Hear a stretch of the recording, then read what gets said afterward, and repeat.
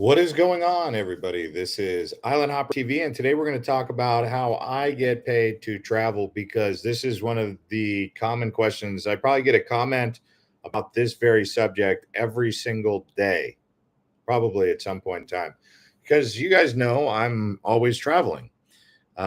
This year in 2025, for example, I've spent like a month in the US, 3 weeks. I spent 3 weeks in the US out of, here we are in October. And that trip, I was in Florida, New York. So I was still traveling. I wasn't even back home. So I haven't been home to my bed, my house for a long time. And a lot of people want to know, well, man, how the heck do you do that? Like, where do you make money? So that's what we're going to talk about in this video is how I got the money, how I got started, and kind of give you guys a blueprint or something to also travel. What's going on? Ton Vlogs. How's it going? Okay, so the very first thing, the very first way I ever got started with travel was when I had a business. I had come across some money and I sold it back in like 2014, maybe. And I took about half of that money and I traveled for 3 months. And as it started to get lower, like as I got to about $20,000 remaining, I went home and I said, okay, time to get back to work. Then about 6 months after that, I was like, oh man, I need to travel again. So I went to Europe for my first time. Now, the first trip that I did when I first left out, that was to Philippines, Thailand, Australia, New Zealand, and I went to Singapore for a layover. Also went to Hong Kong, and yeah, so that was that trip, right? Well, the next one was the European trip and Costa Rica. And then I basically thought, okay, I'm done traveling. Like my friends were like, well, you better do it while you're young. Now's the best time before you have kids and all that. So the second time I put it on a credit card and I spent about 10,000 US dollars on a credit card to go see Europe. And I came back and I had that debt of $10,000 and I carried it with me for a long time until about 2017. Um, and for about a year or so there, I wasn't really traveling. I was working on building a new business. So I was very focused on building a business, but I wasn't sure if I was ever going to travel again.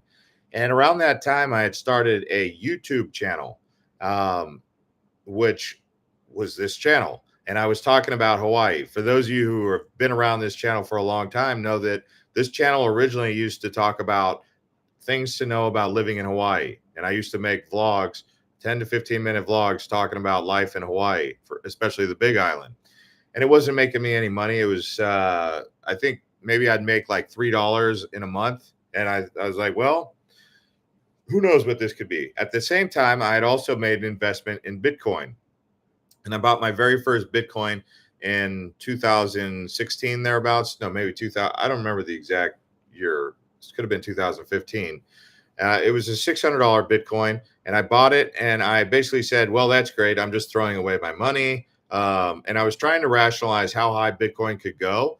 So you could see there's a lot of things going on, but none of it is really like I'm not aware of like where I'm going. I'm just kind of going, right? I'm like walking down the path, but I have no idea what's going to happen, right? So I'm in debt, $50,000. I'm making decisions. I really want to travel, but nothing's really working, right? And I was actually in school using my GI Bill for for cybersecurity, and I was taking out student loans. So the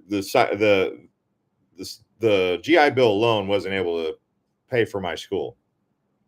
Anyway, so I start thinking to myself, like, what am I going to do? Like, I hope I don't end up like, homeless or something because I had so much debt.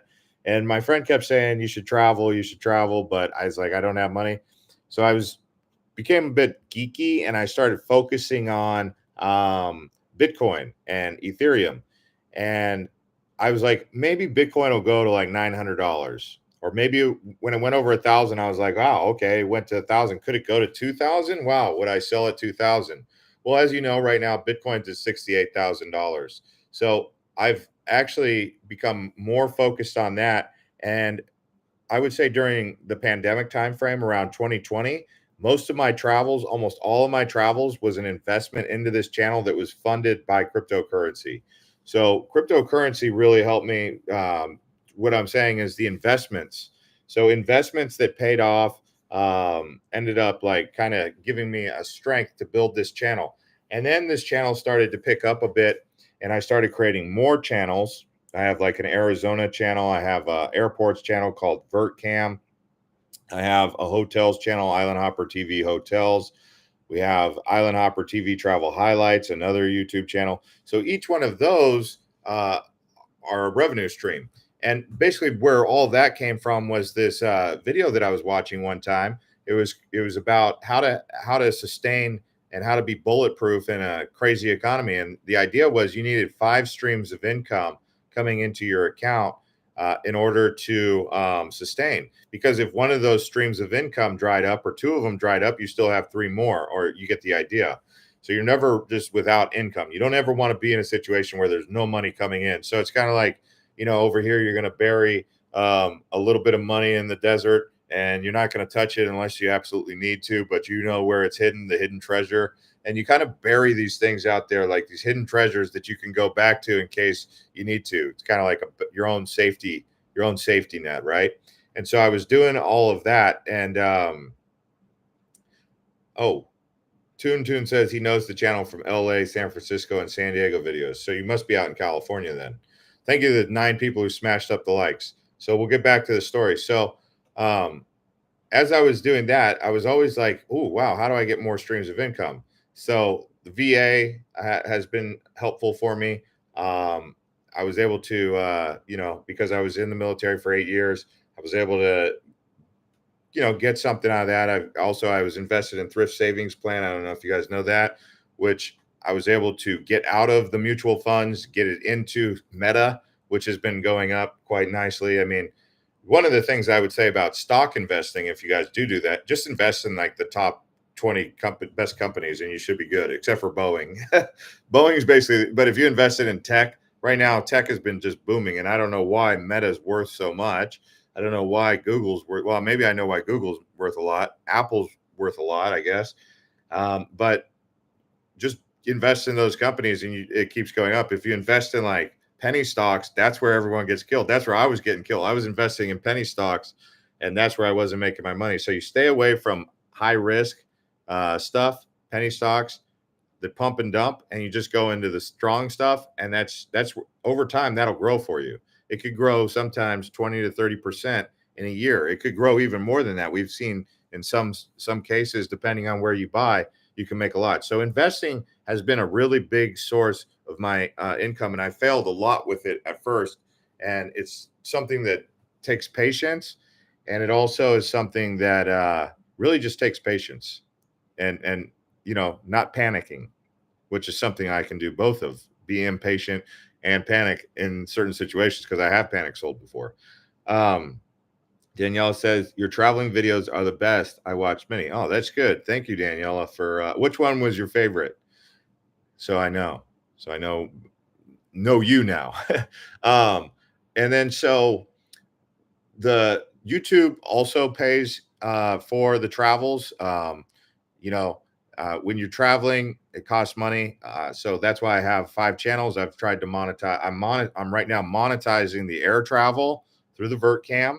I'm monetizing the hotel stays through the Island Hopper TV hotels. And I'm also making these travel vlogs on this channel, which are things to do videos, which basically get me outside, active, going around, getting some cardio, and having to go to all these attractions. Like some of the harder videos that I made to do things to do, I would say Singapore takes a long time. Bali takes a long time to do.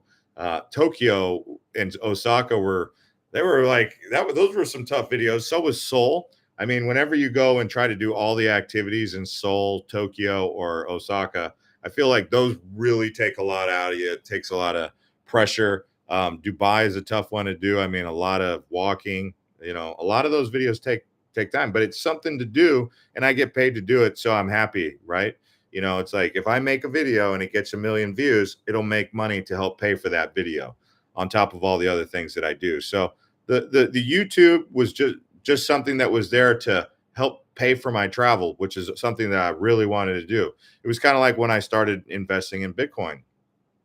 I was making cryptocurrency videos. And the reason I made the videos for cryptocurrency was because I needed more money to invest in Bitcoin. And I was like, well, I could maybe monetize my cryptocurrency channel by sharing my opinions about cryptocurrencies. And yeah, it brought in some money so I could buy more cryptocurrency from ad revenue. And that helped me. So it was kind of, I guess you could say, being resourceful was something that I would say I've done reasonably good at, and I would recommend more people being resourceful. Some people have this idea that money is evil or money is bad, but I look at money as a resource because that's what it is. Money is a resource, and you need to become resourceful with how to acquire money. That's why I don't make money, I earn money, because you don't print money. You're not a mint. You're not the Federal Reserve. You're not actually making the money, you're earning the money. So using the words earn instead of make is an important thing for whatever reason, manifestations or prayers or mantras, whatever you need to do. But I would say that, yeah, trying to get to 5 streams of income, and no, if any of you are saying, oh, I can't do that or I won't do that, you'll never do it. It's not something that is hard to do. It's something that if you put your mind to it, you can achieve it. Okay. So if you really want to travel, you will travel. I've met my friends over here who were inspired by my travels, and now he's traveling all over Southeast Asia. And I think he's making like $2,000 a month. He's doing it on less than that, I think. And he's still going. I mean, there's times where he has to be conservative with his money, but you know, going to cheap places really helps. Like staying in Thailand, I stay in Thailand. I spend about 1/3, 1/4 what I would spend when I'm in the USA. The USA is incredibly expensive, incredibly expensive. That was one of the reasons why I started traveling full time, because I was like, dude, the amount of value you get out of living in the United States, what you pay for versus quality of life, it just doesn't match up. So I'd rather go somewhere where it's cheaper and better quality of life for me, which is beaches and friendly people, good food. Like the food that I eat, I went to 7-Eleven today, for example. I got I got this bottle of water. I got a soda, this right here. This is just a flavored soda, and I got a banana and some other food, and it cost me $1. Okay, for all this. If I was to get all this plus the bottle of water in the U.S., I'd be looking at a gas station $5 to $7. Okay, so that just gives you an idea of how cheap things are over here. So I go to places where it's better for value and all that. And so it is what it is. Alex says, do you think it's possible to be a travel vlogger without being full time, like spending the summer months traveling and getting enough footage to space out the videos over a year? Sure, you could do that. But really, I would say a travel vlogger probably should be traveling. That's because, and I say that because what do I respect in a travel vlogger when I'm meeting or when I'm watching? Because I watch travel videos all the time. I always watch travel videos. I like Bald and Bankrupt. I like Kurt Kaz. I like Gabriel Traveler. There's a bunch of people that I watch. William Tadian, I watch his videos. There's a few others too. But if they don't travel, I'm like, I don't really want to watch their videos, because I'm trying to be a traveler. A traveler is a traveler. A traveler is someone who loves travel, and they'll do whatever it takes to go. And they just love being on the road. Now, obviously, I'm not traveling right now. I'm in Thailand. I'm traveling Thailand, which could be, I've been to Bangkok, Hua Hin. I've been to Samui right now. It was a night in Champon, going to go to Krabi and Phuket soon. So I'm traveling across Thailand, but I'm not like going across borders right now, which is what I do. Sometimes I'll spend, especially when I was just starting out, I was spending 5 days in a country, and then I'd move on to the next one. So like if I was to do Japan, I'd do like 3 days in Tokyo and 2 days in Osaka. And then I'd be like, okay, I'm going to China now. I'm going to Taiwan next, like that. But nowadays, it seems like I spend a lot more time. I'll spend a month or two in one country. which is something I didn't used to do. But I'm still traveling. It's just if you're traveling full time, you have to mix in um, some downtime. Otherwise, you can get travel fatigue, travel exhaustion. It is a real thing. Uh, and I've gotten it. Your patience starts to wear thin when you're in the airports and they start to get busy at immigration lines or check-in counters, and you're kind of like, okay, that's when your patience for that has kind of dwindled. That's when you know you're overexerting yourself and you need a break. And that happens. That's happened to me quite a bit. I mean, I travel full time for pretty much last 3 or 4 years. I'd say at least 80% of the year I was on the road. And this year I'm fully on the road. My house is rented out. I don't have a bed back home. I'm without a house at home. I sleep in hotels. I'm sleeping in a bungalow here in Koh Samui for $40 a night, and it's nice. It's perfect for me. It's a good area, good food nearby. Everything's walkable. There's a beach right here. I can wake up in the morning, go for a swim in a beautiful beach, and for me, it's good. Um, Virtuous says, I found your channel through watching your Costa Rica videos. Yeah, that's cool because like a lot of people they come to this channel for different places, different times. Someone earlier said they came here for the Southern California video because of the Southern California videos. Now I got this banana. I just opened it.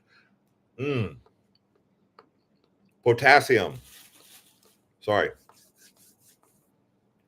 I did a live stream on my other channel before this, but yeah, I think being the benefit of being a traveler is like when it gets rainy and when it gets hot in Arizona, I can travel. I'm kind of like a snowbird where I basically go wherever whatever weather I want. Like I actually like Thailand in the rainy season, so I come to Thailand during the rainy season. It's raining. It rains like once every 3 days or sometimes 3 days in a row, and then it's sunny for 2 days, and I'm all good with that because I don't want to get sunburned too much anyway, but I do like the occasional blue sky day. And when it's a blue sky day, that's an adventure day. That means we're going to go adventure and film that day.